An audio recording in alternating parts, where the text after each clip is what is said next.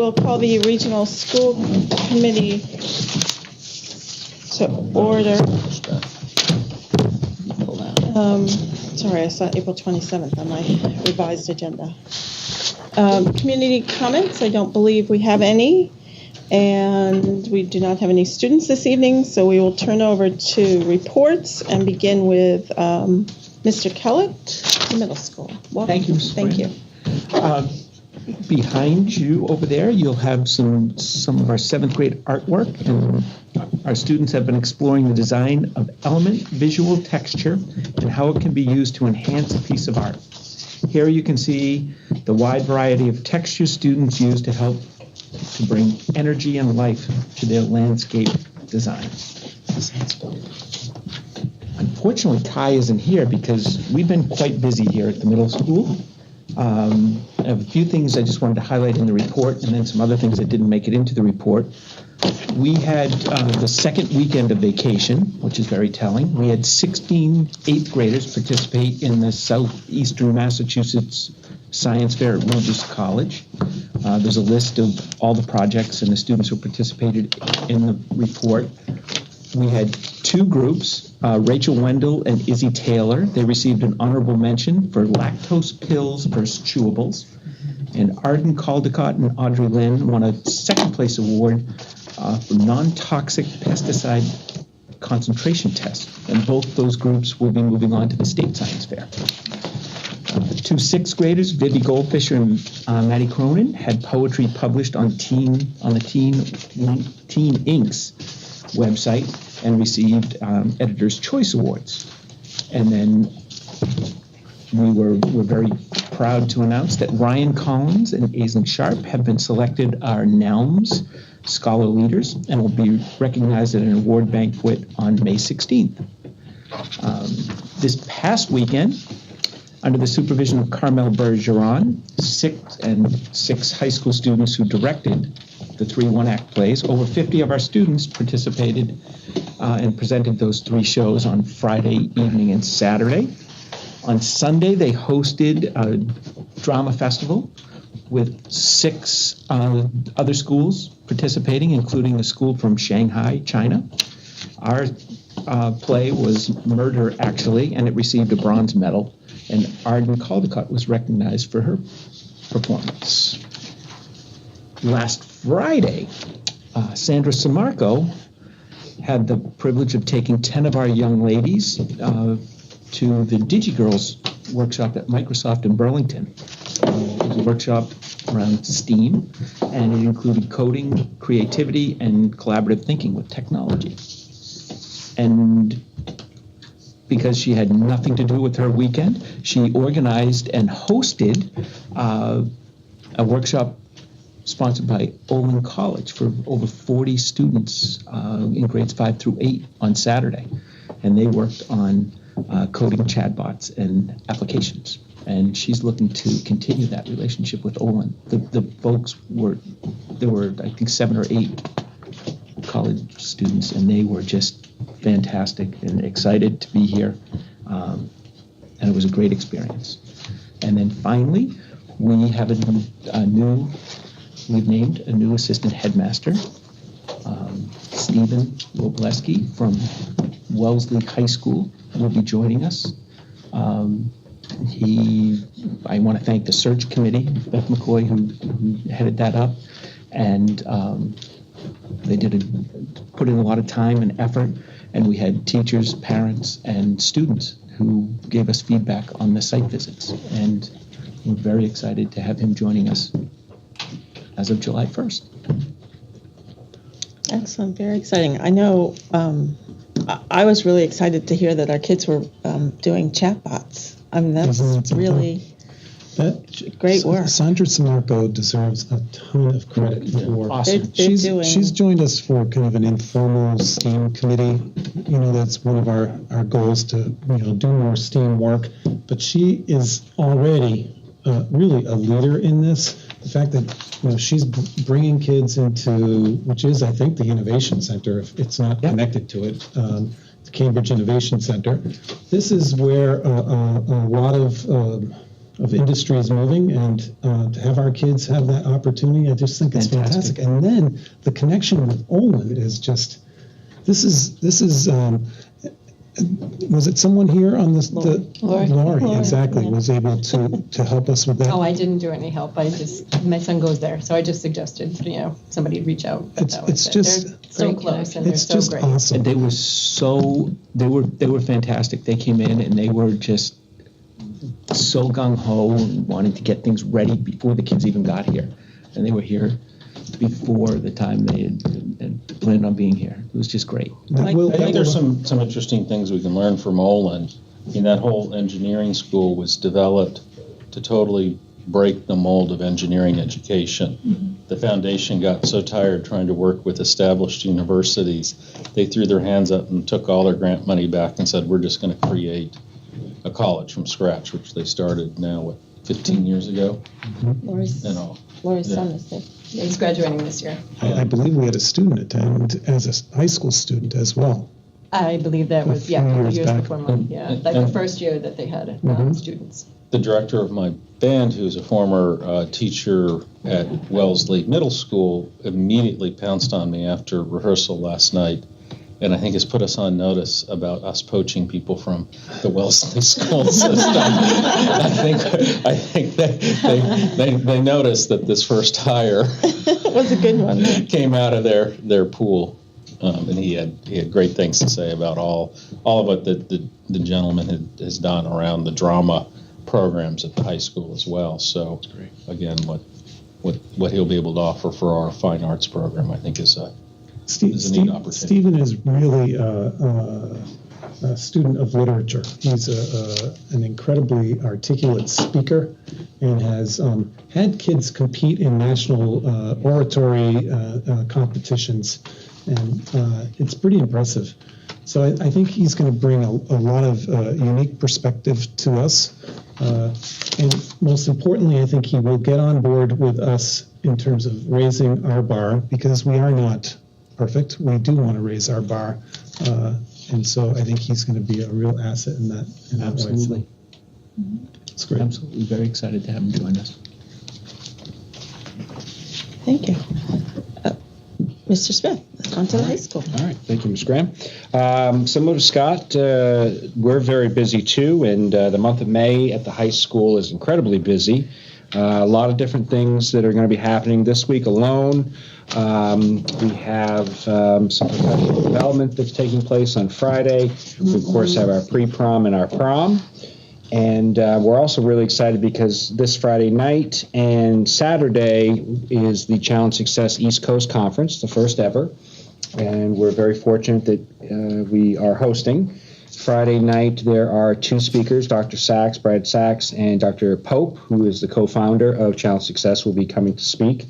And then on Saturday, Dover Sherborn High School and the district essentially will be one of 12 teams that will be participating in an all-day conference and a series of workshops run by Challenge Success. We'll be joined by some schools in our area that are new. There's a couple returning teams, but then also some teams from New York, is my understanding, and then this general area as well. So that's going to be on Saturday, and that'll be really exciting.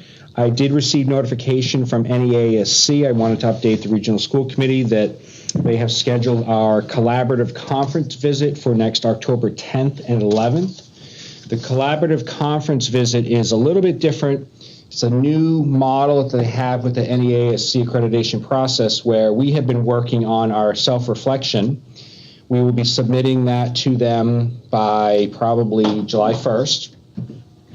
They will come out and see us in October to tour the school, to conduct some interviews, to look at our self-study and our reflections, and then also to sort of validate and in some cases maybe even add additional or question some of our areas that we want to focus on.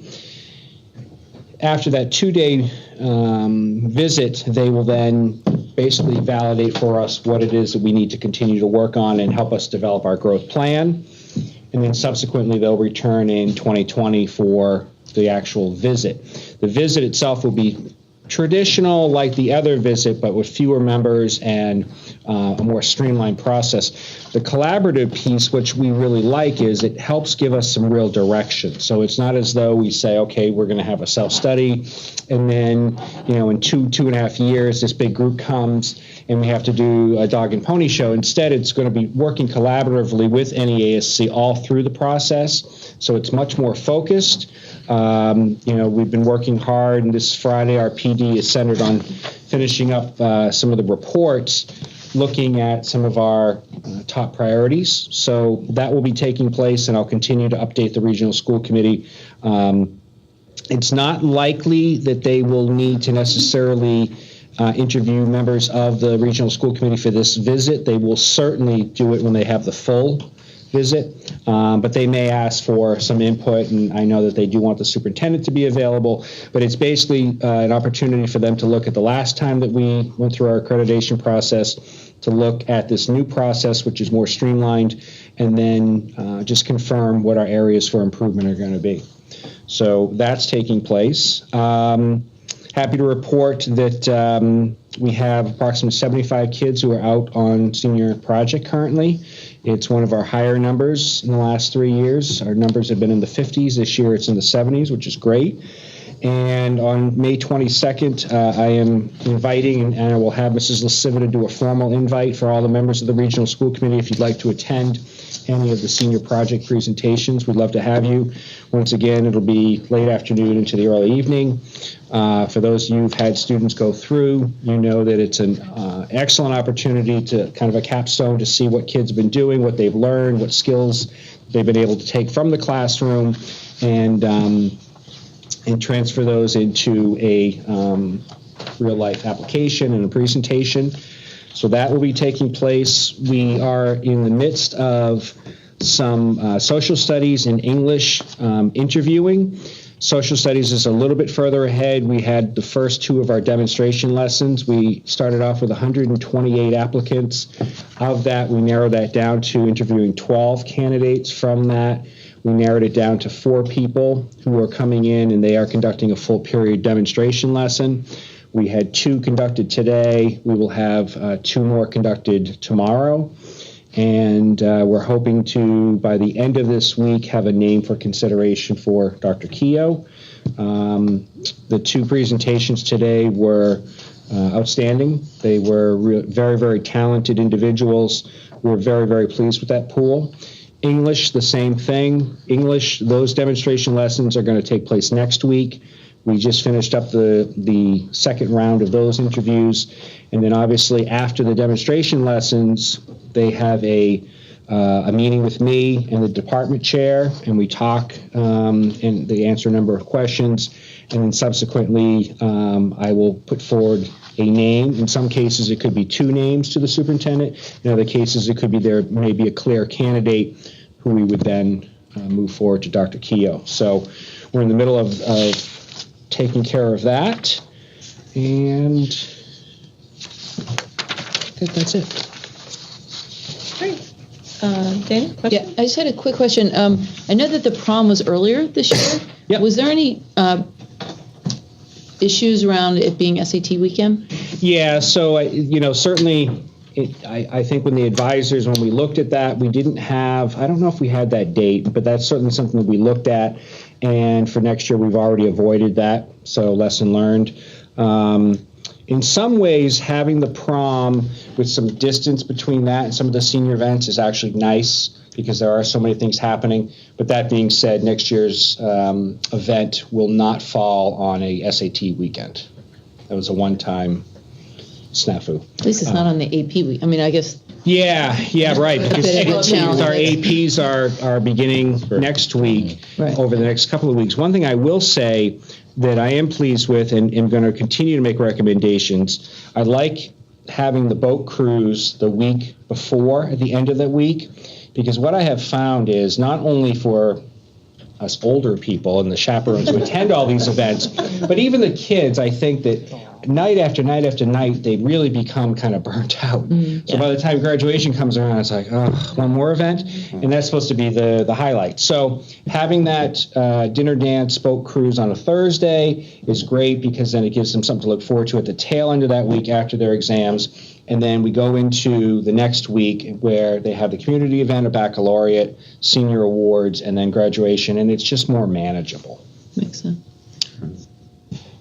Do you recollect off the top of your head how many applicants we had for the English position? Yeah, it was 122. We had very strong applicant pools in each situation, and we were able to also find very talented people who are also reasonably priced, which was our expectation. You know, in those particular areas, sometimes in a physics or, you know, a more unique position, it's harder. But with social studies and with English, there's generally a pretty strong pool. There's a high desire to want to teach here in Dover Sherborn, so we were very fortunate in that our pool was strong. Great. Thank you. Thank you very much. Ms. McCoy. So just to echo a few of the comments that have already been made, I'd like to thank everyone publicly who was on the search committee for the middle school assistant headmaster, including Ms. Sharon. We had a great team. We had a lot of thoughtful dialogue about what our needs were for the school and the district. We had a few laughs too about the challenges of middle school life, but we had a great team. I enjoyed moving into the middle school for a month. I'm kind of sad to have left, but I'm looking forward to our new hire and helping him, you know, become a full member of our community. I guess I don't have much to do on the weekends either because I was here for the Olin College event on Saturday. And I negotiated a Dover Sherborn second grade student to come with me who was a little hesitant at first. And I promised her we'd stay for 20 minutes. And at the end of 20 minutes, she didn't want to leave. I was just so impressed with the 8 or 9 students that were here. Many of them were girls, which I think sent a really strong message as well. The middle school kids were entirely engaged, and you could see it was something new and different, but still not far out of their reach to be able to do relative to what they do here. And you could also see the learning that happens between second grade and sixth grade, as my little friend helped me realize. So I think it's a great initiative. You know, looking at a number of the topics that I addressed in my report, whether it's the you know, bias-free schools, which goes back to the WeRDS, or the safe and supportive learning environment, or STEAM. Without people realizing it or not, we've kind of already started to create our subcommittees for the strategic plan for next year in each of these realms, and people are buying in and finding their areas of interest, which is of course important. Voice and choice, right, creates motivation. So I think there's a lot of important work going on. I think we've done a lot of listening, a lot of learning this year, a lot of planning for next year, and in our central office meeting yesterday, we were talking, on Monday, we were talking about how it can get a little overwhelming for people when you're trying to look at a strategic plan and figure out what's going to come first and how we're going to get this all done. But I think the pieces are starting to fall into place. In fact, Dr. Keogh and I had a luncheon today with someone in the professional development community who has some good ideas on how to put it all into action. And I'm much less anxious this afternoon than I was this morning about doing a lot of great work with innovative teaching and learning. So it's all falling into place. We have a great team and lots to look forward to next year. Excellent. And that was a great conversation, actually. Beth had introduced me to these folks, and the name of the organization is Ed Teacher 21. Ed Teacher 21. Maggie's familiar, I think, with them.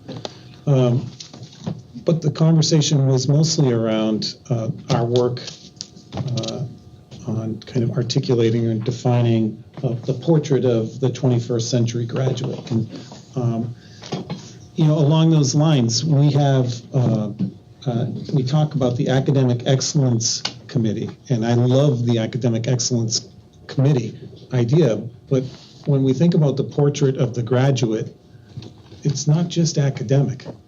So, you know, we have to think about how that plays out. It's really the whole picture that we're going to be looking at as we start to develop the portrait of the graduate. And that's a lot of conversation, and I agree, it can be overwhelming to think about how are we going to do all this stuff. But I do feel as if there's an approach that will work for us to break it down, and it doesn't feel like it actually makes a lot of our work less intimidating. Right, it ties all the pieces together between challenge success and the social emotional intelligence, between cultural responsiveness, social justice, Exactly. all of those pieces. So Yeah. it's exciting. So that was good conversation. That leads Any questions? That leads to Dr. to Gare's Dr. report. Gere. Yes, thank you. I can't thank the committee enough for Lee and Beth for leading the search for the assistant headmaster at the middle school. Such an important process. I've seen those go poorly. Thank goodness this wasn't one of those times. I think it really went well. I think that the candidates that were interviewed felt respected and really longed to be part of the system, and that's what we want. We want to attract the very best. So kudos to you and to the members of the school committee who served on it, and the parents and teachers, and just collectively it was a great process. So thank you for that. I also just want to point out, I noticed, I'm glad that you didn't speak about it, because I kind of wanted to, about the tripod student and staff surveys in your report. That's a really, we've talked before about the importance of feedback, teachers getting feedback, administrators getting feedback. This is an important process that's in place already here, which I want to tip my hat to the folks who put it in place, probably John and Scott and a former assistant superintendent or superintendent, but it's an important process. So I'm happy to hear that we're going to be doing that. That was good news. Thank you very much to Dawn and to Claire and really to the entire committee for all the work that was done this year on the regional budget and the capital budget. We went to the Sherborn town meeting, and there were no questions about our requests. So I thought that was a really good sign. That means it was well vetted and people had an opportunity to hear what we were asking for and why. And so I want to thank everyone for their efforts on that. I also have been, sometimes it goes unnoticed, I'm sure, but I do try to stay in touch with what's going on in the legislature in terms of the budget, and have actually been writing to our representatives about these bills that go forward and the budgets that are being considered. I get good guidance from the Superintendent's Association about what's out there, and from MARS, the Mass Association of Regional Schools. So they give us the heads up. This is coming up. It's important for you to reach out to them, and so we have been, and I think it's gone well. So just want to mention that. You know, the strategic plan was distributed to the entire staff and to the community, and thus far the feedback has really been positive and helpful. Speaking of underrepresented populations, there was a question about how are we going to best serve our ELL population, which has grown. Actually, it's grown considerably in the past probably 5 to 10 years, and I thought it was an excellent point, so it's something for us to take into consideration as we work further this summer. So that was helpful feedback. The quarterly visits, I can't say enough about how valuable those are to me. They lift my spirits more than anything by getting out there and seeing the kids. I had a great opportunity to listen to seniors present, or not present, but speak with Ellen Shagnon about their experiences at Dover Sherborn. Much like our graduate surveys, they were pretty candid. They were. They put it right out there.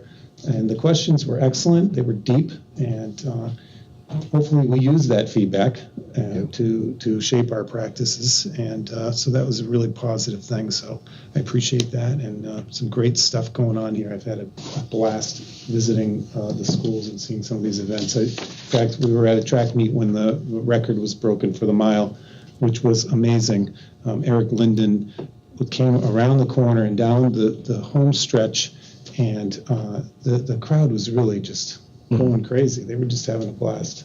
So it was very exciting, and it's what you want to see.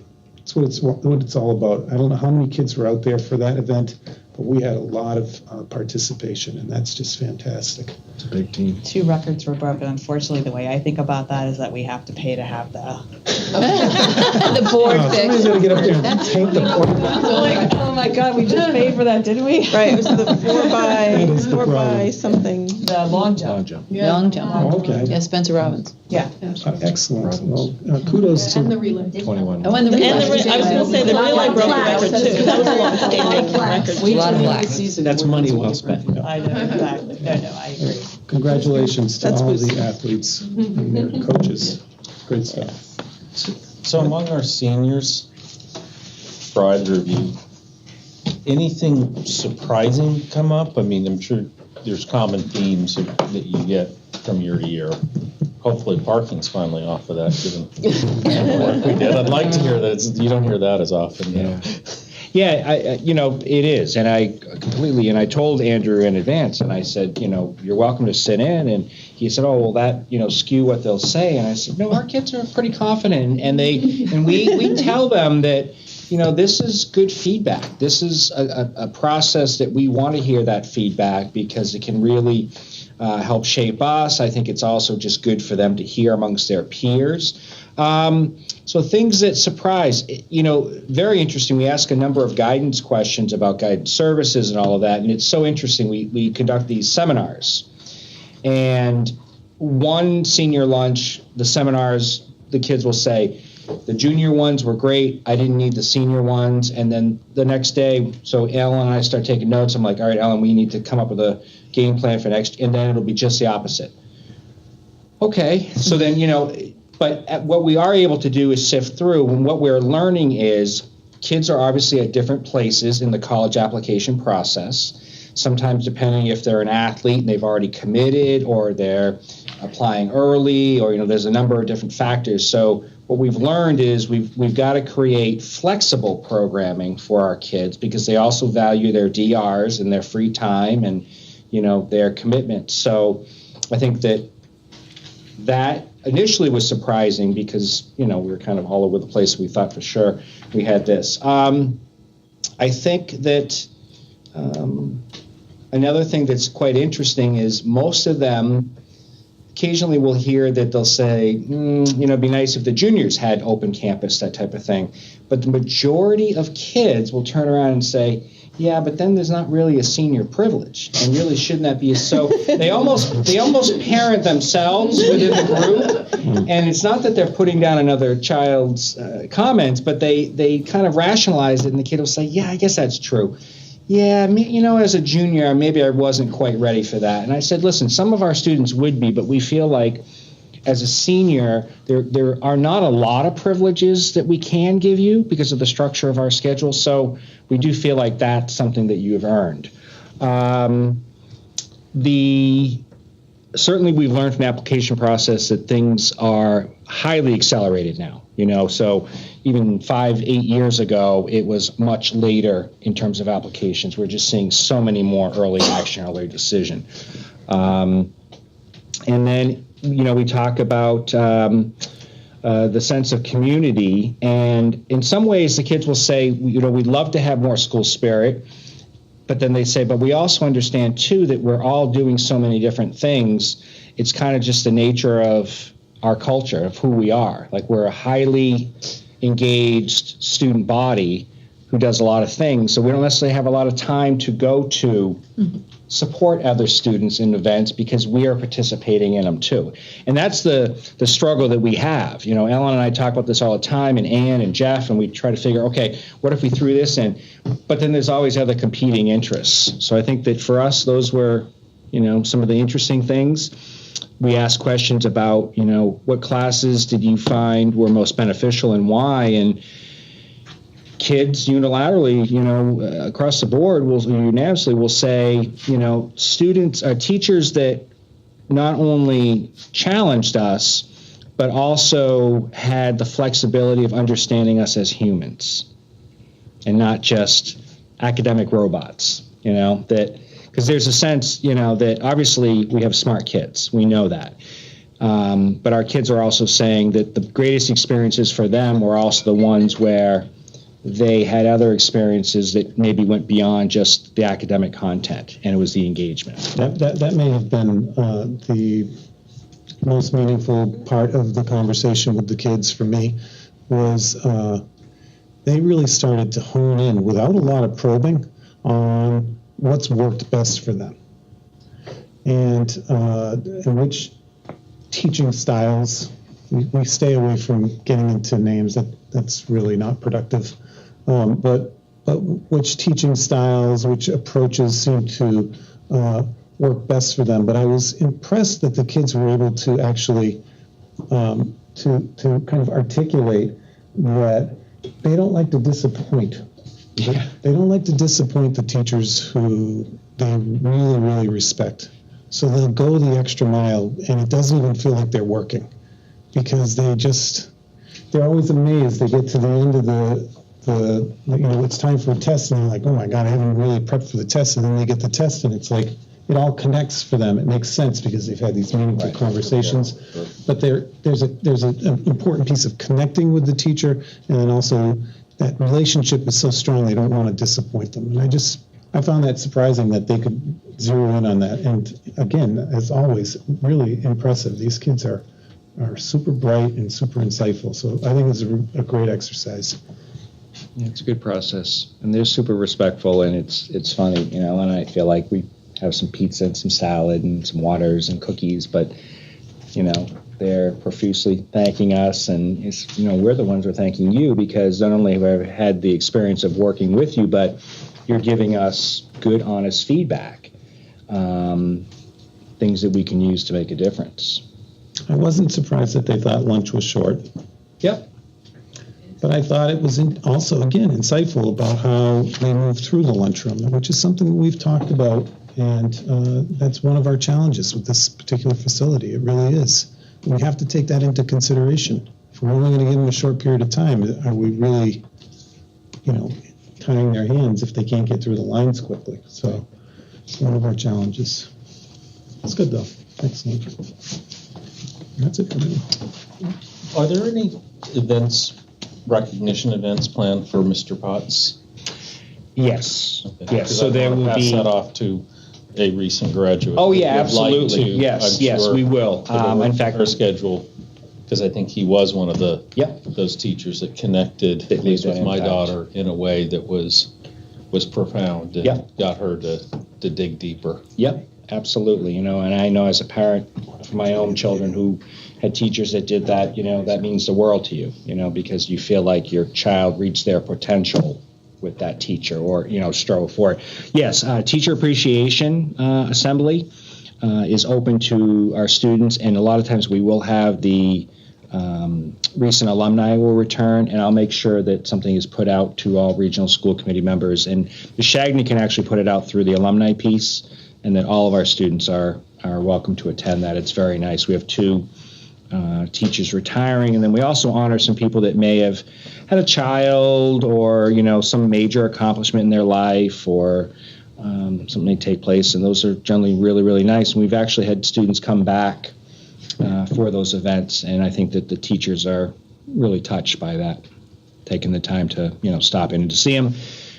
There will also be a couple of retirement parties that will take place within faculty, but the Student Appreciation Day is a great one. And Student Council runs that, so kudos to them. And I believe they've written to graduates, because my daughter, who was now 4 years out or 5 years out, actually got a invitation to submit a video or something like that. So there's been some outreach. Yep. Great.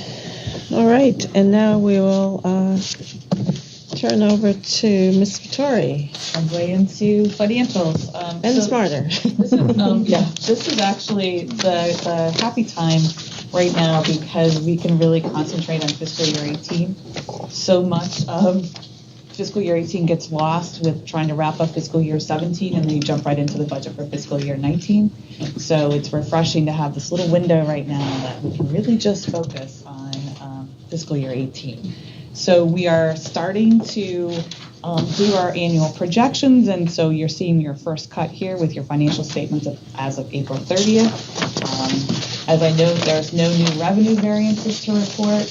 I just keep highlighting the fact that when you look at your revenue statement, you have to keep in mind that we did have to turn back to the towns from, it wasn't fiscal year 18, but was actually due to fiscal year 17 results. So just always keep that in mind when you look at that. And I showed you a number at the bottom, so now we're at a net positive variance of just a little over 30,000, which has stayed constant.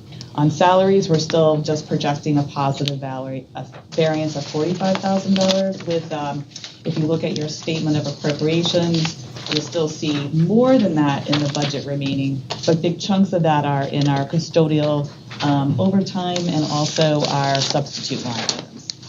And then there's a few miscellaneous things as we get to the end of the year when we true up everyone. So what I'm telling you in the 45,000 are the known variances that aren't going to change.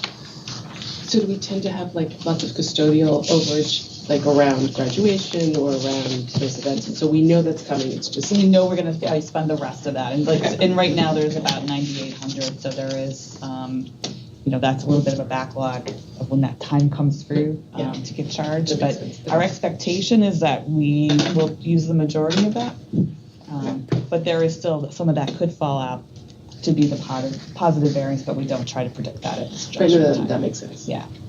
On the expenditures, I tried to summarize for you those areas. I know we have negative operating expenditures in a particular function code, and where I can confirm we have some positive variances. I do know that the majority of our big known expenses have been encumbered, but will have some incidental day-to-day expenses over the next 2 months that have yet to be encumbered. And so some of that $229,000 that you see in the remaining budget for operating, I'm not expecting that we'll expend more than half of that, but we will expend a chunk of that. And so what we're coming down to now is those unknowns that we just don't know. As you see, we've managed the budget down to 1.4% is what's left. And that's pretty good, I think, as of April 30th. $24 million budget. Exactly. Exactly. Pick up your pennies. So as far as what we're projecting right now for just the expenditure side is probably a positive variance. Probably of at least $100,000. And that excludes your revenue and your salary. So if you take your $100,000 plus your 45 salary plus your 30 revenue, that gets us at about a positive variance of $175,000.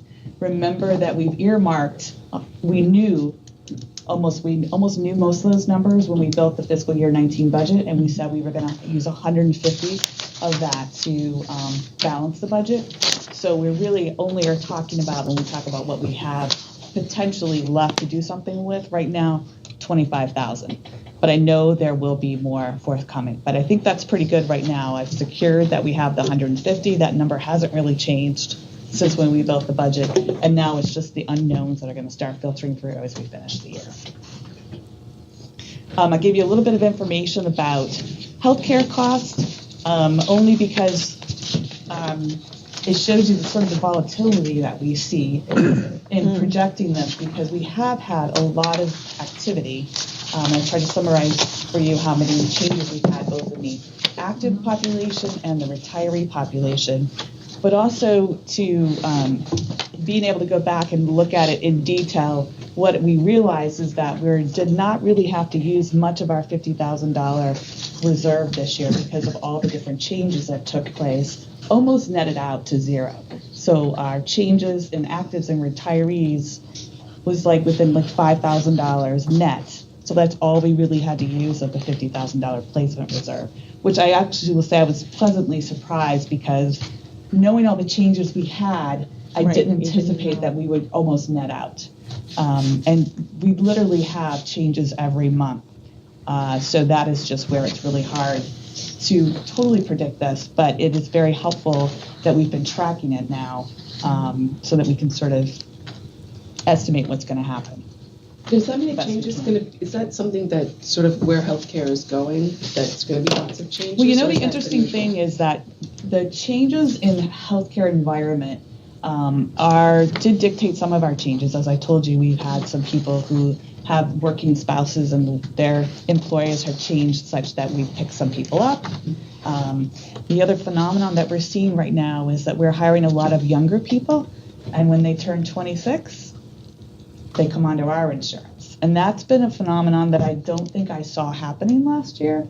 That we've had like 4 or 5 people come on, not new hires, but because they've aged off their parents' insurance. So it's a lot going on, but those are things I don't think we necessarily saw a lot of in the prior years. The flip side, we're getting a benefit from that law that I would not have expected. I just figured we had people on family plans for longer than traditionally would have been the case, but I hadn't thought about that we might actually have Some of our employees are being covered by their parents. 4 years probably, right? Yeah. Roughly. They Yeah. start working at 22. So now not only do I have to go down birth dates and say who's going to retire, I have to say who's going to turn 26 and who's going to be coming on. So just a new statistic to look at. But that is just where there's just a lot happening, and the good news is we did not use that reserve. So that is a part of what we'll, coming out of our variance. It helps offset some of the other negative variances that we had in that category. So remember, it's not just healthcare in there. In that function code, there's workers' comp, which our increase was a little bit more than we predicted. We're still trying to tweak the Medicare FICA tax based on our payroll. We've got to get caught up on how to estimate that better. So that overage that we have been over the last couple of years, this has sort of helped us with that too. So it's almost made us sort of break even at that point in time. So with that being said, I thought it was important for this committee to sort of look a little bit more ahead, because if you remember last year, all of a sudden we realized we had some excess funds and we were really too late to react to it. So in order to be proactive, I wanted to just start discussing some options that the committee could have if more of that $229,000 doesn't get spent and it ends up being a positive variance for us. So I think we've talked, and Dana, I think you've brought this up in some of the meetings, that we know we've got some large capital projects on our horizon. Would it be prudent upon the committee to see what they could do to sort of park some of the funds that are excess into some of our revolving funds earmarked for capital, or earmarked for future years, potentially OPEB funding? So I think that it's up to the committee to decide sort of what they would like to do, but I am anticipating that we'll have some money that would potentially be money that the region would turn back to the towns, because if you remember, we're at our cap for E&D, so there is no room to put anything in your E&D account since we are at the max. And so for Maggie and Ann, first time around about this, last year when it was determined there was was that last year the additional money from the state, or the year before? No, last year we had just transportation money was much greater than we thought. So part of why we keep hitting that 5% rate is over the last few years we've had additional money coming from the state at the Chapter 70 and regional transportation level, because we do the budget with the town in April, and then other things happen at the state level after April. We have had opportunities to discuss what to do with that, most recently last year, and all those discussions were happening too close to the end of the fiscal year to really have time to think about what are the options to do with that, to talk to both Dover and Sherborn Finance about that, which is why Dawn's bringing it before us tonight to just have general discussion so that at our June meeting we can make some decisions. So then is there like a subcommittee, or is there just a discussion? So do you want to talk about what some of the options are? do it. So there's a couple of options. Really what would have to happen is transfers would be made from some of your revenue line items into already established revolving funds. So the three options that you have are, as you know, we budget with assuming a certain amount of athletic revenue, a certain amount of parking revenue. Both those revenue streams are what is allowed to go into your athletic revolving fund and your building parking revolving fund. So those are funds that you could automatically, those receipts would go into those revolving. We don't put them into revolving. We use those to help build our budget.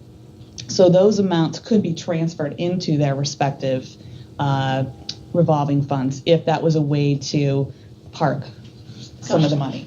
The other option you have was the committee a couple of years ago established the Regional Transportation Fund. We could theoretically take our June payment. You get transportation paid in December and June. We could take that June transportation payment and actually put it into the Regional Transportation Fund. Our June payment is expected to be about $220,000. What that would do is that would then take away some revenue, right? So we would probably incur a deficit for operating, but then that would For next year. For this year. Well, no, for this year, what we do, we'd make the transfer. Okay. That extra money would go away because we took the revenue away, right? And so it would be over there. And then when you build your budget in fiscal year 20, and the motion could be that you would move it, but it's earmarked for fiscal year 20 capital. Because remember, you've got right now estimate of a $1.2 million capital ask for fiscal year 20. So then when we build our budget request for capital, we would deduct what we're asking from the towns, the amount that we theoretically, that or greater, that we put into the transportation fund. From an accounting mechanism that you don't necessarily have to understand, we would then take money and put it into the capital fund equal to what we'd agreed to with the towns. And likewise, Don, sorry, one more thing, piece of information, Michael. Money that is in E&D, if we were to fund OPEB, which next year would have to be a line item in the operating budget, E&D money could be used to support the budget to be able to pay for that. Right. And I think the So goal there are would be two things that could there's two be things we could, but I think discussed. But on that project, we have not followed through to get additional data from our actuaries, as I had. We couldn't do anything in this year for. No, but to even understand, we had a report 2 years ago and then a report this time around that had drastically different future projections. The report 2 years prior, to me, suggested that we were coming up on peak OPEB in terms of pay-go expenses, and to me that really removed a lot of the sense of urgency and in a way that we could explain to our financial partners and our partner towns. The most recent report completely had a different set of projections, and to me it just is unreconcilable how they could have, what changed. I mean, people aren't suddenly in 2 years living a lot longer, and I would have liked to have heard from our actuaries why that occurred. So I think that there's not, the homework hasn't been done to necessarily say it's the best place is to start to create a reserve fund for OPEB. Right, so that would not be an earmark that we'd even probably put with this money. I'm saying if you sort of come up with a routine that this is sort of normal part of protocol, you've got a couple of things coming down the road in the future years where you would have opportunities to say that money could be earmarked for something definite that would then help it would lessen how much money you'd have to ask for the towns in the next year. Wouldn't a simpler way, are there any items that were included in our capital ask for next year that is being funded via the IMA that we could commit in June to pay for rather than next year, and then just ultimately reduce the IMA ask back to the towns. Because I know, at least in the case of Sherborn, what's different with this year's capital program versus the past years with the IMA is they are having to go to debt financing for their share of the IMA.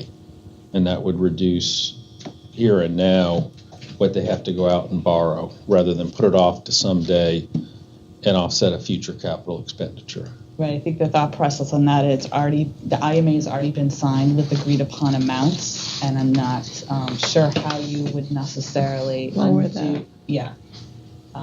But you could Well, wouldn't it just be investigate that. line item? Right.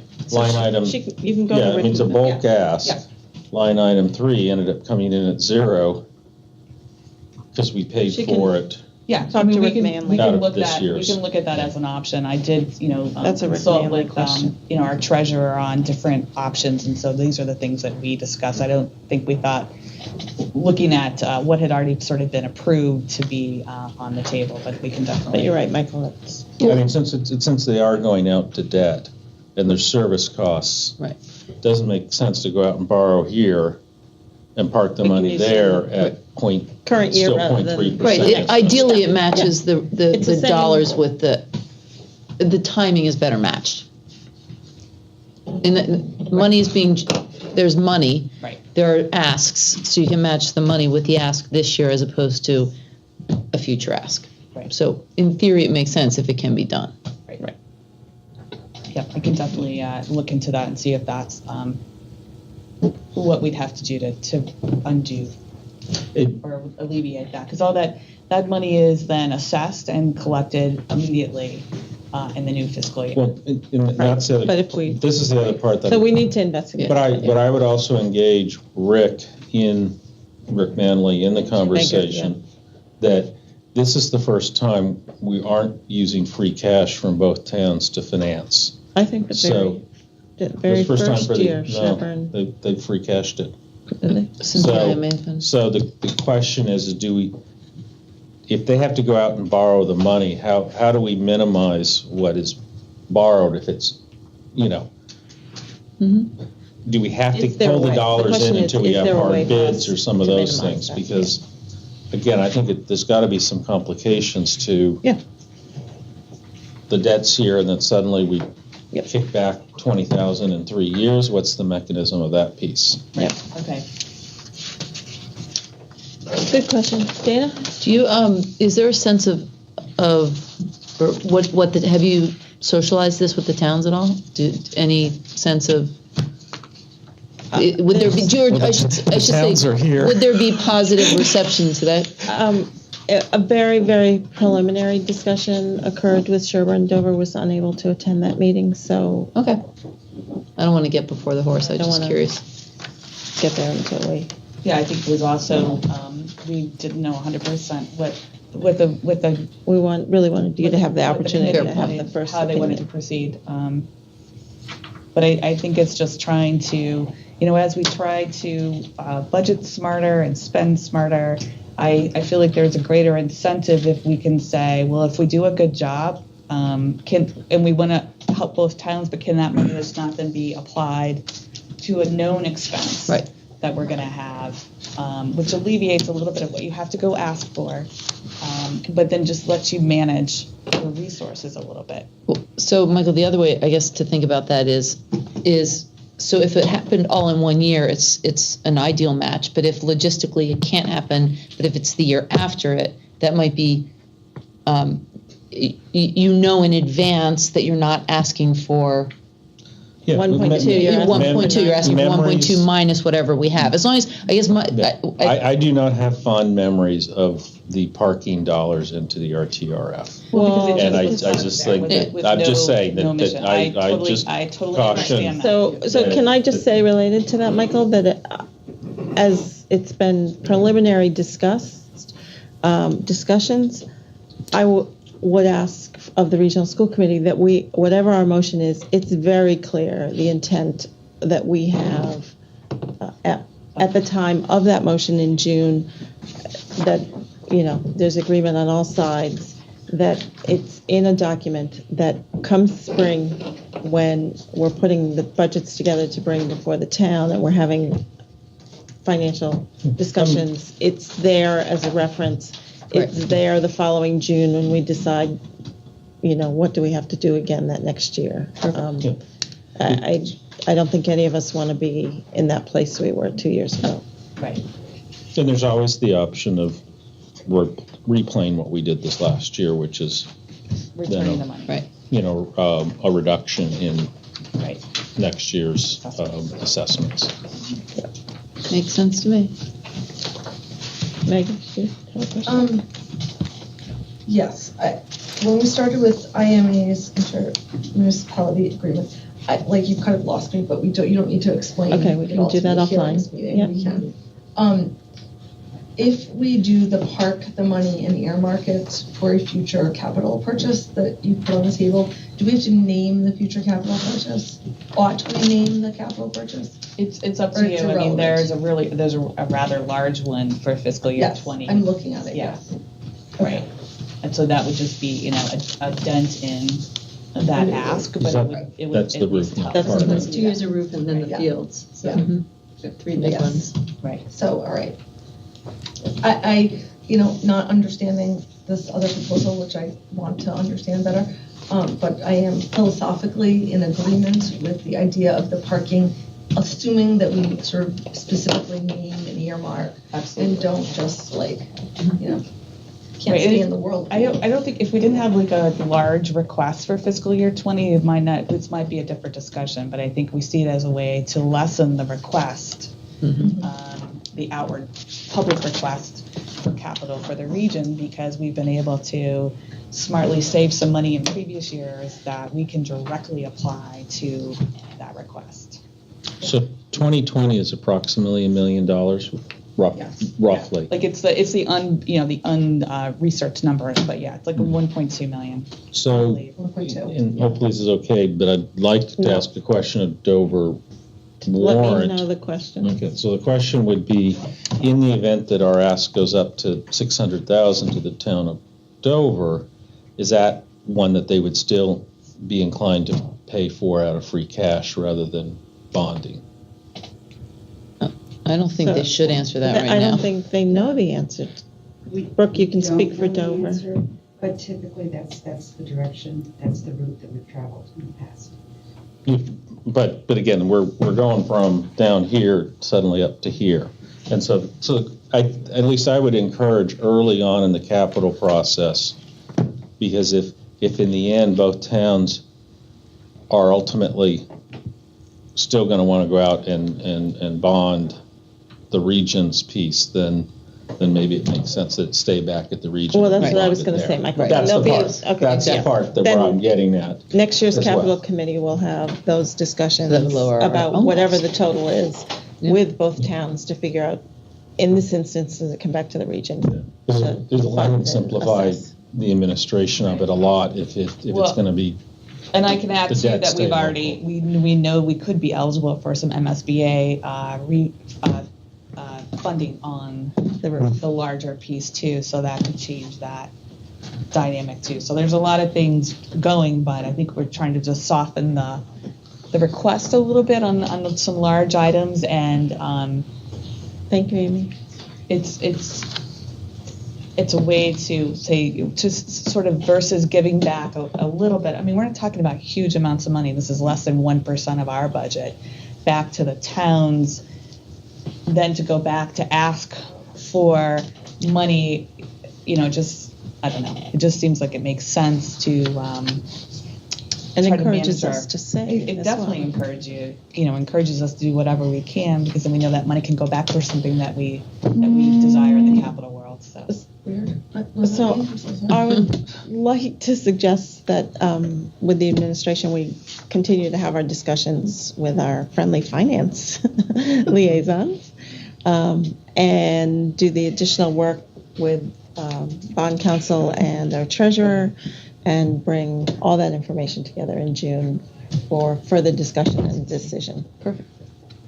I do want to just go on record, though, and say thank you for all of the forecasting. It seems like this is a change. I mean, I'm new here, but it seems like this is sort of a change and a growth from prior situations that guys have been in. It makes it much easier to understand the different specifics of a regional finance budget when there are projections and when I can open this up and understand. And so thank you. My pleasure. Important. My pleasure. The other piece of your, go ahead. No, go I was ahead. going to say, the other piece that you have in your report is one of your quarterly reports for your revolving funds.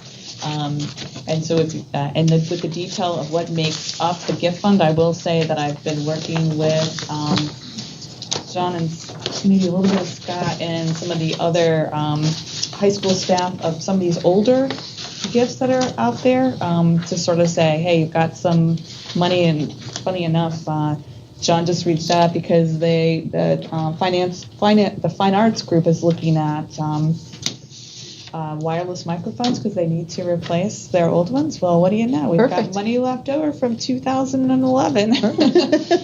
So that's like when those things happen and just fall in my lap. I literally had this piece of paper on my desk when I got the email. So I think we're going to be more active in trying to sort of put some of those nice gifts that we were given from prior years to good use. I will also just highlight on the athletics, you will see the revolving fund took in $20,400 since your last report. That represents what we received from the co-op for the girls hockey, and it was much greater than we had anticipated. So rather than putting all that into the general fund as we had been doing in the past, we opted to put it in the revolving fund, and actually that doubled that athletic revolving fund. So I think that was a smart thing for us to do, and I hope that you guys agree. If we sort of continue to have a very strong outside group participating in our hockey program, it's a nice way to sort of put some funds that are there for athletic when we do come to the field project in 5 years. We might have been built up a little bit of some money there. And it's also a nice safety net if something comes up in the athletic world that we don't have built into the budget. That's what the revolving fund is there. So that is where those funds are coming from. And that's because we have a larger number of players from Non-DS other players who are paying districts. us a fee because we're administering the program. Because hockey's very expensive, Yes, I know. so they're contributing. Exactly. So as we close out the financial section, I just wanted to check with Brooks and Brendan. Did you have any questions at the moment? I know we'll probably have further I discussion. appreciate the discussion, and I know that Dover has some strong feelings about which way things go. I was interested in what Michael was having to say about the actuarial information, and if that can be reconciled, I think that would be really helpful in looking at that in the OPEB situation. Okay. Thank you very much.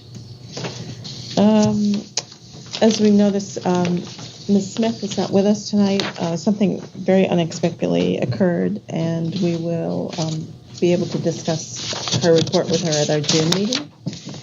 And next is proposed changes to the student handbook. I believe we have a middle school and the high school handbook in front of us. And one question before we start, has this been to our dear friend John Stein? It has not. Has it? No. Okay. So that's something we I need to apologize do. for that. No, that's okay. It sometimes isn't. And this is, we just look at it tonight and we vote it at the next meeting. This is a first. So- I know the It's all good. eligibility has, because that came to athletic advisory, and we were told that it is in order to have it be consistent with Our program of studies. the program of studies. Okay. But that's been your past practice, I would imagine, that once it's been Once given we the all have first our conversation and feedback, then, goes to her for review. yeah, Okay. just Yeah. dot our i's, cross our t's. Mhm. So whoever wants to go first, Wanna go if first? you want to, anything Can I that ask you'd a like to, process question? yes, Michael? So I'm used to, when things are scratched out, that's what's getting eliminated, and then the new stuff is going to show up. It's all. But in one section, there's old and then proposed. And And it's messy. I thought I had sent a copy of it. track changes is a nasty thing. I Yeah. totally get it. Yeah. But, so in the dress code, That's- ignore the old and just look at proposed, because the proposed already has scratched out. Correct. It actually is not bad because it lets you compare them. Yeah. So, John, did you want to talk to or Scott, whoever wants to go Sure, first? yeah, Anything significant? Yeah, you wanna- we had very few changes. What we did was we looked at our cell phone and laser pointer policy and tried to make it more succinct.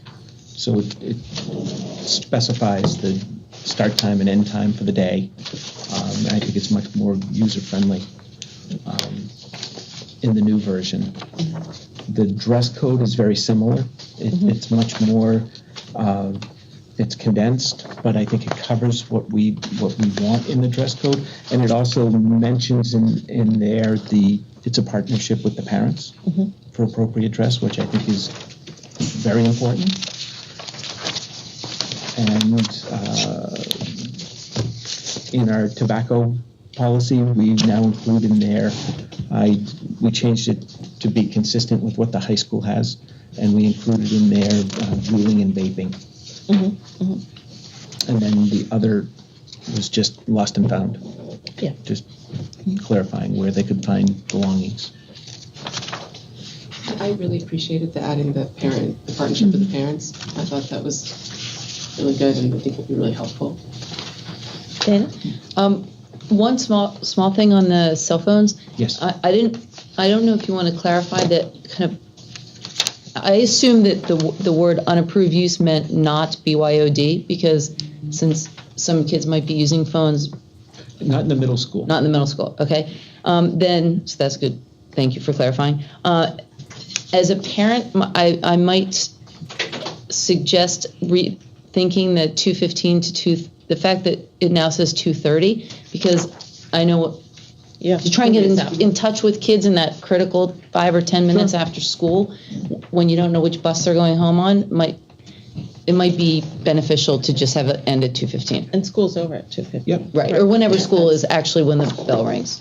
I understand that having some leeway, but I wouldn't want you to have to go back on your. Critical communication going on there. Yeah, No, exactly. that's absolutely. That's true. Yeah, I concur. Assuming they're able to get messages anyways. Wi-Fi. Clearly, that's not what's going on. Yeah. Anything else on the middle school? No, made a lot of sense. I did appreciate, Scott, the clearing up of the language and especially the dress. It just feels better Yeah. It does. and more cooperative. John? Okay, so for the high school, the first proposed change just brings our language in line with the program of studies in terms of eligibility for extracurricular activities. It's what we have in our program of studies, and it's just something that we saw. On the second page at the bottom, we have proposed for participation purposes, changing the time from 11 to 9:52. The reason for that is we felt as though 11 was really a good chunk of the day was already gone, and we felt like 9:52 represented more participation in their classes. Now, keep in mind, if a parent with prior notification to my office has something put forward, then that's different. If you had something going on where you were attending a funeral, there was some sort of family emergency, something, and you reached out to myself or Ms. Keegan in advance, that's different. This is just saying you just wanted to sleep in or didn't feel well, but we wanted you in at 9:52 as opposed to 11. A doctor's note would also supersede that. I just have a quick question about that. So it seems to me that you'll have more absences, potentially, because if they're kids who need the extra time, the extra hour between 9:52 and, well, and a little bit more hour and a little bit between 9:52 and 11, that may cause more kids to say, it doesn't count, so why am I going to go? Sure, except they wouldn't then They wouldn't be participate in after-school sports This is in This relation to is- sports. No, I understand. Or activities, But I more general. understand that. But I'm sort of in light of challenge success, and if kids are like, I really need to have this little bit of extra time for whatever reason, Right. and this gave them a little bit of flexibility, Sure. especially for underclassmen who don't have off-campus. Well, we also, yeah, and I understand that, but we also felt like 10 of 10 wasn't a drastic change from 11, and it did push it back a bit so that it meant the first two periods as well as the break time. Mm-hmm. And that was our rationale for it, because we want the kids in school, and in particular in days when they've got these important events happening, their first priority is school. When I understand and I agree with that, just for this, it's an hour, it's only an hour, so what's the difference? If we change start times, chances are good that it'll be around that hour and a 10 amount of change too, so we clearly feel that there seems to be discussion that maybe there's value in that, so I don't think we're saying it's just The an hour. concern that's been brought forward is that during particular, especially in the winter, students were coming in close to 11 and subsequently missing a good chunk of their day and falling behind. So we also felt like this could be something where if they truly are sick, then they should be home, and that's not a problem. But we felt as though 9:52 gave them an opportunity to engage in a good chunk of their academic day. Can I ask a question about that, John? So do you think that do you know that the kids were falling behind? Because I wonder if, in fact, there has been some messaging to families, to kids, that there's times that you have to take it down a notch, and so that they've kind of actually thought this through and are scheduling those days that they're going to come in late on days where they might not have as heavy a schedule. I'm just curious. I mean, there's no way of knowing that. But is that what prompted it? Is that when you were hearing that kids were falling behind because they were coming in late? Yeah, and the reports were from teachers that, and that on game days and other things like that they were missing a number of their classes on that day. So, can I ask what other districts do? Have we looked? I think. Yeah, some of the districts it is I have no 9:30, idea. some are 10:30. They're kind of all over the place. They are all over the place. Does it make sense to have a phrase in here about headmaster discretion? Well, That was going to be Did my I- next. It does. Did I miss it? Sorry.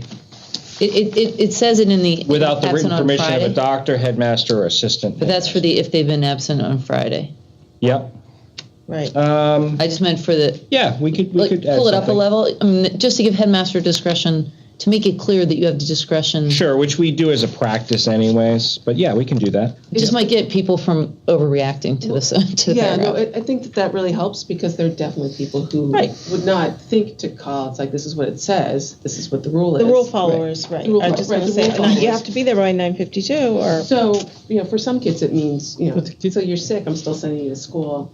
But it might be you're But at a the doctor's kids- appointment and you're running late because the doctor was running late. Right, And if you know you can call the school, then the kid Yeah. won't be freaked out. That, That's the point. Oh yeah, but Relate. anything as it relates to a doctor would be waived anyways. Yeah. Technically. So, But again, these things are explained to the students in advance of participating in a sport or an activity. Yes. So I think, again, that's where it's important for the student to be aware of, hey, if you have an exception, have your parents work it out in advance, and then they learn to become advocates for themselves as well.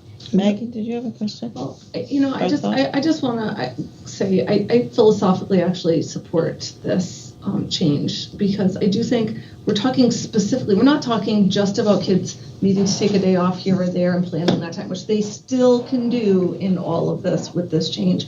We're talking about on a day when they have a game, they have a play, they have a thing, saying, we'd like you to come to school by 9:45. And I think that is important, because even though it's like a both and for me, I do support kids' need to plan and get sleep and do all those things. And I feel like 10 o'clock is like a reasonable time to come to school. And it is a difference if you miss a session of a class, because then you are like, we're trying to manage stress, but then sometimes we do, you get a little bit overwhelmed, and it seems like a good idea to sleep in that extra hour, and then you end up in trouble.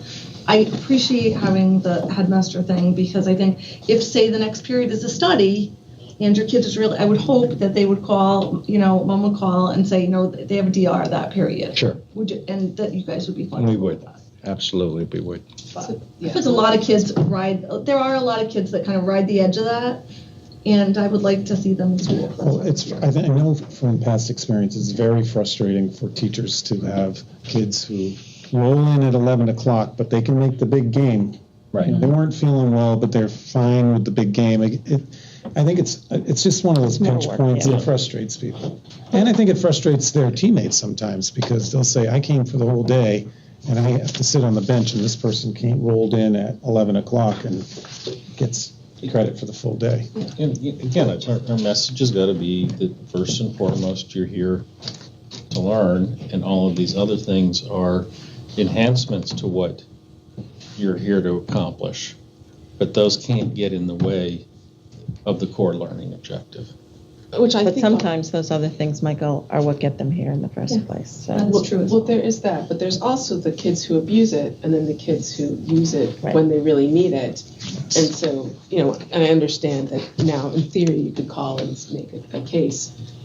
Just really quickly, they have to be in on Friday to do something on Saturday. Mm-hmm. I'll just say this winter, you had kids with 103, 4 temperatures in on Friday before the play, so that they could perform on Saturday. They didn't go to the performance on Friday night because of this. And so that's maybe not the point, but that's what you have to do. It's like, I'm going to feel better, or I'm hoping to. So that's something to sort of think about what the ramifications Yeah, this are one, of that particular, the Friday piece predates me, and I had a conversation with Denise about this when we were going through some of the pieces, and she said that some students were abusing this. They were not coming in on a Friday, and then were then given the opportunity to play in a sport on a Saturday, and So, and I agree with her. I don't think that's in the Denise days, you could, as a parent, you could call in and say, okay, my child's sick today and not at school, but if they're better by such, and Denise would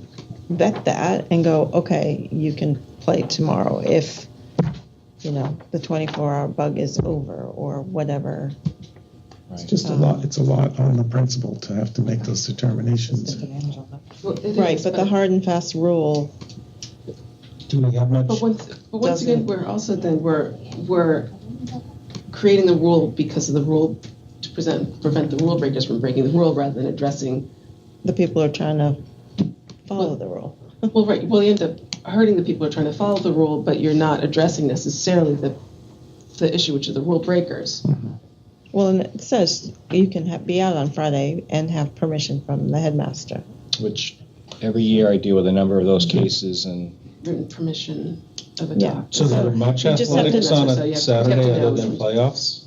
Yeah, yeah, yeah. a lot of events, and then a lot of practices, and yep. A lot of Is that a hindrance to you to have to? Well, that's Yeah. how it is. So, I mean, is that a problem for you? I don't remember. What? so what do you When want you get that these changed special to? requests? It's not a problem. No, I would much rather that we have this in place so that they've got to be in school on Friday. And if there's something that comes up through the nurse, they obviously will reach out to the nurse to say they've got a stomach bug. We're keeping them home for this. Can they still have consideration for Saturday? And yeah, we do. We just want communication from home instead of a kid just saying, I'm not coming in on Friday, but I'll still be there to play on Saturday. That's more of what it. So maybe if it doesn't need to be in there, we talk about the difference between policy and practice a little bit. But so if that message is sent out, because that's certainly not been relayed to students in some activities or sports, that's an option. So they read this and the coaches read it, and it's very hard and fast. But it says absent on Friday due to illness, she cannot represent without permission. So you just have to track John down before 3:00. Yeah, but that to me is like a doctor's appointment, a family funeral, that sort of thing. Anyway, I've sort of said my piece, and I deal with a lot more than just those situations. Definitely. So And I'm sure you a parent do, came to you you know. with what they consider an extenuating circumstance, but it didn't necessarily include a doctor's visit. Yeah. you'd take that into consideration. Absolutely. Yeah. Absolutely. Just as long as people realize, I know it says, but really realize that it's an option. as True. opposed to And if you can find a way to get my parents to read the handbook, I would pay you $1 million. Again, this is why the Chat messaging box, needs to be chat through the box. students. Questions, you do. Okay, so there was that, and then Google Docs? yeah, Google Docs. So it was clarification because we run into situations where we don't necessarily think that students are intentionally trying to cheat, but by adding information to somebody's Google Doc, you basically are altering their paper, and also in college, this would be considered to be cheating. So it's more of giving kids the heads up that this is not something that they should be doing by adding and altering Google Docs to somebody's paper, unless it's a group project or something like that, because more and more of our teachers are using Google Classroom and subsequently Google Docs. And we just basically wanted to make sure, because we can check the revision history, and we're trying to be proactive here and not have a kid get caught into something to say, oh, I was just trying to help my friend. But if you are going in and you're making those adjustments, then you essentially are. So technical question for you though, like, kid gets a paper, and one of the stages of the paper is peer revision, is peer editing, and so they share the paper with the peer editor makes comments, you press accept or decline. Does that mean that Sure. it's now become a plagiarized paper if the kid accepts the comments from the peer? No, because in that case there, the teacher would have established a standard for peer editing. Okay. This is just if a student has a Google Doc in their own login, but they're seeing other kids have logged in because they were, and then they're making the revisions. Okay. It's not widespread, but we've seen. Here writing each other's papers. And to be clear, is the offender both students or just the student who's submitting the paper? It's both. Okay. Yeah. So, and do you think Clarify. that they? Yep. Yep. I would make sure that would be clear that. Sure. That's a good point. Yep. And then after that, Could be inadvertently asked, oh, That's I need correct. some help. that's correct. Right. Yep. And And good guys in trouble. Right. And then after that, the only other change was just similar with Scott, and that just, it was additional e-cigarette language. And Ann and I have spoken, and I think, what we are going to probably do is move and make it really clear at the beginning of the school year what constitutes an e-cigarette, because really it's many, many things. This idea that Juuls are an e-cigarette, but that's actually the brand. And so there'll be another one in 2 months, in 3 months. And that will then become popular, because for kids who want to choose that activity, that's what they'll do. So. And no inappropriate dancing. Yeah, the dancing piece was just, we made it more general, because I think at one point Denise had something in there about daggering or whatever, and the kids laugh because they don't even know what that is now, but at the time that was something that they were doing. Now it's just saying, don't dance inappropriately. are you going with the Justice Potter standard here? We have communication with them, and what I will say is, kids go in waves with these different things, and right now that's not as popular anymore, thank goodness. But that'll come back again, just like clothing styles and everything. Then there'll be another group of administrators shaking their heads saying, oh my goodness, these kids are dancing on top of each other. So right now it's a little more appropriate. That's when I was usually most frightened, because they're always a step ahead of us. So who knows what comes up. They are with the e-cigarettes, and so I'll just put it out there. We received something from a group of a principal group. The latest thing are these seeds, and that you can buy them on eBay, and they basically are hallucinogen. And so it's something that we know. We haven't seen any of it here, but we are obviously looking and concerned. But a couple nearby schools, kids are starting to buy these seeds and eat them and ingest them, and it gives them a high. And they are right on eBay. They look like sunflower seeds. Well, thank you. Keep an eye on the baseball players. Yeah, exactly right. Watch the baseball in the Sunflowers. Yeah. Oh, dear. All right, thank you for that work. So we will vote that at the June meeting. So those changes will need to be incorporated. Yes? Mine will be cleaner. Yes. And then it'll go by, Well, they'll clean up the change. Joan only needs to read the changes. right, Yeah, don't get it. exactly. So then we'll send those over. We're doing it together. Yeah, perfect. So next is the consent agenda. Approval of minutes February 27th and 28th and March 6th. I believe we have a new field trip and donations from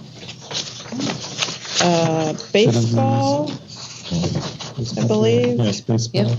Jazz band. Baseball for $3,000 for a volunteer coach. And we have donations from boosters for Nordic ski waxing tables of $1,551 and golf rangefinders, $300. Great idea. Any holds or discussions on the consent agenda?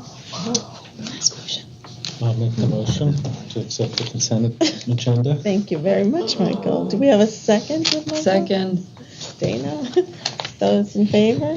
Aye. Motion carries. Thank you on that new field trip. That Yeah, it's sounds exciting. exciting. Yeah, very fun. Did you want to say anything about it? Yeah, just that Janice Berry, Tom Dupre, and Jeff Herman have developed a proposal for a trip to New Orleans where our students would be able to not only take in some of the cultural sites of New Orleans, but would also be performing. I had a chance to visit New Orleans over April break and went to Preservation Hall. It's a fantastic historical theater where a lot of great performers have been. Some of these other things that they're going to take in, which will be great. Can't go wrong with Cafe Du Monde for beignets. But then they're also going to get to perform in a couple different locales, and I can just say that the music scene down there is phenomenal. Phenomenal. I mean, the street performers are, make you turn your head because they're so good. It's just a great environment. So I'm really excited for this. So thank you. Yeah, it's a great idea for that trip. Next on our agenda is communications. There's correspondence regarding state education funding from Dr. Keogh, I believe. Yeah. Dover School Committee meeting minutes of January 23rd. Sherborn School Committee meeting minutes of February 13th. Before we adjourn, I would like to recognize Mr. Lee one last time for his 6 years.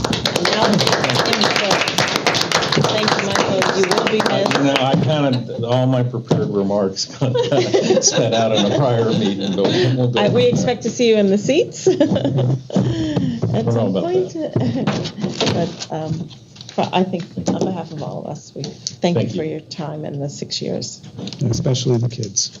Thank you, Michael. Singular. You've been a strong. You've been a contribution of my child. No, you've been a strong advocate for the kids, and people know that and appreciate that. So awesome. Great. So we'll invite a motion to adjourn to go into executive session, collective bargaining, employee benefits, not to return to open session. Make a motion. Second, Dana. Yes. Michael. Yep. Anne. Maggie. Lloyd. Yes. Claire. Yes. Thank you very much, everyone.